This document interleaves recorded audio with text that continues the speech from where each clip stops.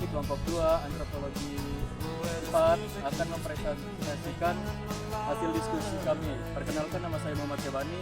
Saya William Firdaus. Saya Muhammad Adi Kurniawan. Saya Lalu Karyadi. Dan teman kita yang sedang ada kendala, namanya Rabani.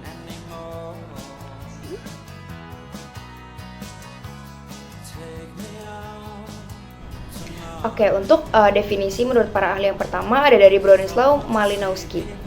Menurut Bronislaw, antropologi sebagai ilmu yang mempelajari manusia dan kebudayaannya secara menyeluruh dengan menekankan pada pemahaman fungsi unsur-unsur budaya dalam memenuhi kebutuhan manusia dan menjaga kelangsungan hidup masyarakat. Jadi menurut Bronislaw ini, antropologi mempelajari gimana cara manusia hidup, berinteraksi, dan menciptakan kebudayaan yang nantinya akan berguna untuk kebutuhan mereka sehari-hari.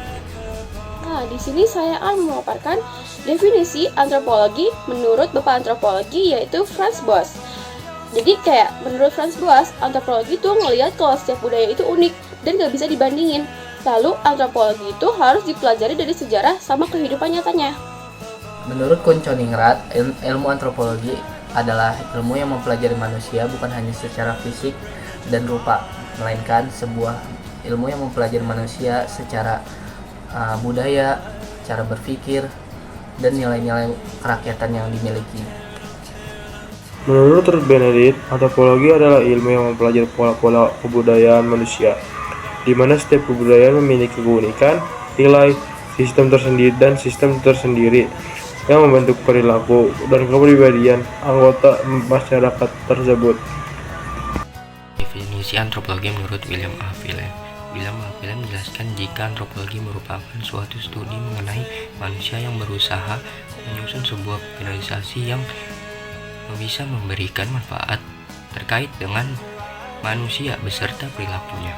Hal ini juga diperuntukkan agar bisa mendapatkan pengertian yang begitu lengkap terkait dengan keanekaragaman manusia itu sendiri.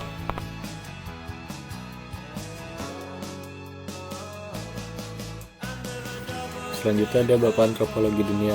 Relativisme budaya itu cara memahami suatu budaya dari sudut pandang orang yang hidup di budaya itu sendiri, bukan dari sudut pandang kita atau budaya kita. Misalnya nih, kalau di budaya kita makan pakai tangan itu dianggap biasa-biasa saja, tapi kalau di budaya lain mungkin itu dianggap aneh atau dianggap kurang sopan. Nah, relativisme budaya ngajarin kita buat nggak langsung nilai budaya lain dengan standar budaya kita atau pandangan kita yang bukan budaya mereka. Pada fase pertama ini, di Indonesia, ilmu antropologi bukan merupakan ilmu yang resmi, melainkan hanya catatan-catatan bangsa Eropa yang ditinggalkan.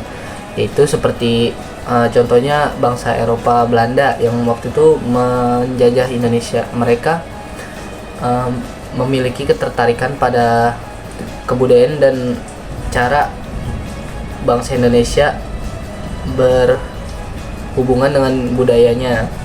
Maka bangsa Belanda mulai menuliskan di sebuah catatan atau yang biasa disebut etnografi. Mereka tertarik karena kebudayaan di Indonesia dianggap eksotik atau spesial. Fase kedua pada perkembangan di Indonesia. Ini dimulai pada abad ke-18 awal, abad dan juga abad ke-19.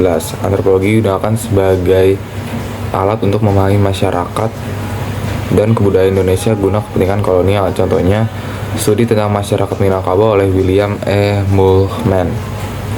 Pada fase ketiga, antropologi di Indonesia, setelah Indonesia merdeka pada tahun 1945, antropologi nggak lagi digunain sama penjajah.